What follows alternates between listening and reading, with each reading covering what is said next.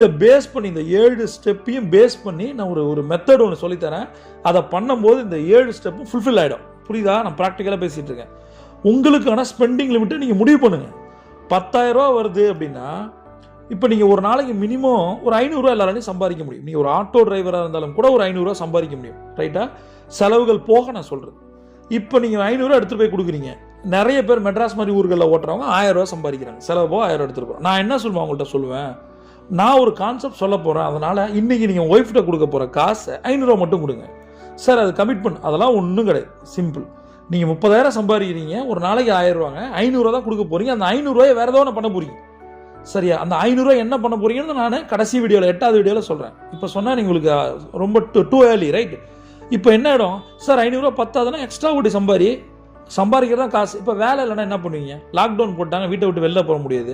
அப்போ என்ன பண்ணுவீங்க? இந்த 500 ரூபாயை புதுசாக எக்ஸ்ட்ரா